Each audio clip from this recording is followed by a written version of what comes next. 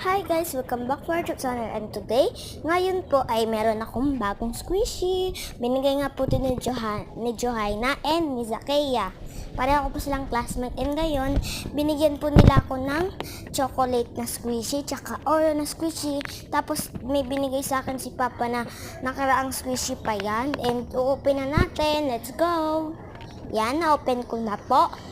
Tapos, hawakan ko muna. So, sticky nga po kasi sobrang dikit. Tsaka yung Oreo din po, sobrang dikit. Na-open ko na po siya.